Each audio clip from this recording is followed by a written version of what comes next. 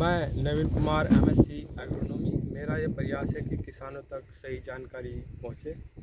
आज हम बात करेंगे कि यदि हमने गेहूं की फसल में सभी पोषक तत्व जैसे nitrogen, phosphorus, potash, calcium, magnesium, sulphur, zinc, ferrous, boron, molybdenum, manganese, chlorine और कॉपर सभी पोषक तत्व सही मात्रा में उपलब्ध करा रखे हैं, तो क्या हमें फिर भी बाहर से जिब्रेलिक एसिड हार्मोन्स का प्रयोग करना चाहिए या नहीं करना चाहिए। सबसे पहले हम जानेंगे कि फसल में पोषक तत्वों के क्या कार्य होते हैं। मुख्यतः फसलों में पोषक तत्वों के 3 कार्य होते हैं। उनमें सबसे पहला जो कार्य है वह प्रकाश संश्लेषण। पौधे में प्रकाश संश्लेषण के माध्यम से भोजन बनता है। भोजन के माध्यम से पौधे में ऊर्जा आती है। ऊर्जा के माध्यम से पौधा वृद्धि करता है और ये पोषक जो है प्रक्रिया पोषक तत्वों के माध्यम से पूरी होती है। दूसरा कार्य है एंजाइम। एंजाइम पौधे में जितने भी ग्लूकोज, सुक्रोज, फ्रक्टोज, लिपिड और मेटाबॉलिज्म क्रिया, कोशिका का सेट होना, ये सभी क्रियाएं एंजाइम के द्वारा ही पूरी की जाती है और एंजाइम बनते हैं पोषक तत्वों के माध्यम से। तीसरा जो मुख्य कार्य है वो है हार्मोन्स। हार्मोन्स पौधे में क्या कार्य करते हैं। हार्मोन्स के माध्यम से पौधे में फसल का बढ़ना, फूल और फल का बनना, पत्तियों का झड़ना, टिलरिंग करना, ये सभी कार्य हार्मोन्स के द्वारा ही नियंत्रित किए जाते हैं। अब ये हार्मोन्स कितने होते हैं। ये 5 प्रकार के हार्मोन्स पौधे में पाए जाते हैं। इनमें से 3 बढ़वार को बढ़ाने वाले होते हैं, 2 बढ़वार को घटाने वाले होते हैं। 3 जो बढ़वार को बढ़ाने वाले होते हैं उनमें मुख्यतः ऑक्सीन, जिब्रेलिक एसिड, साइटोकाइनिन, और जो बढ़वार को घटाने वाले होते हैं इथाइलिन, एबिसिक एसिड, जिसे ए भी कहा जाता है।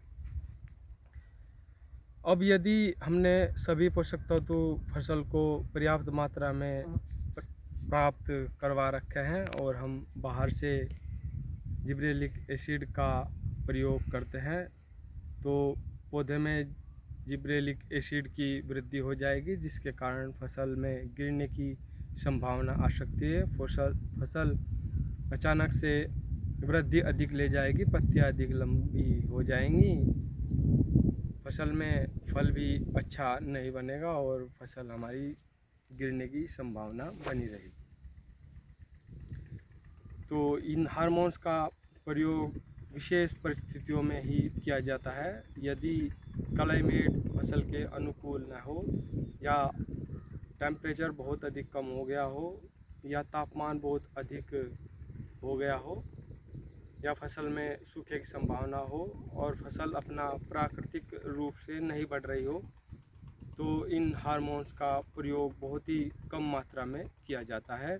इन हार्मोन्स का प्रयोग 5 से 10 ग्राम प्रति एकड़ के हिसाब से ही किया जाता है। मुख्यतः इन हार्मोन्स का प्रयोग विशेष फसलों और विशेष परिस्थितियों में ही किया जाता है। विशेष फसलें जैसे फल वाली जो फसलें होती हैं, आम, अंगूर इत्यादि, इनमें हार्मोन्स का प्रयोग किया जाता है। फल को सेट करने के लिए, फल को गिरने से बचाने के लिए, फल को मैच्योर करने के लिए, उनका साइज बढ़ाने के लिए हार्मोन्स का प्रयोग फल वाली फसलों में किया जाता है। तो यदि आपने सभी पोषक तत्व अपनी फसल में, गेहूं की फसल में पर्याप्त मात्रा में प्राप्त करवा रखे हैं, तो अनावश्यक किसी भी हार्मोन्स का गेहूं की फसल में प्रयोग ना करें। इससे आपकी फसल को नुकसान हो सकता है। अपनी फसल पर पोषक तत्वों का सही मात्रा में प्रयोग करें और समय समय पर सभी पोषक तत्वों को फसल को प्राप्त करवाते रहें। पौधे में प्राकृतिक रूप से हार्मोन्स बनेंगे, फसल अपनी प्राकृतिक ग्रोथ को पकड़ेगी और उसमें उत्पादन भी अच्छा होगा। मेरा ये प्रयास था कि आपको हार्मोन्स के विषय में सही जानकारी मिले। वीडियो अच्छी लगी हो तो चैनल को सब्सक्राइब करना। धन्यवाद।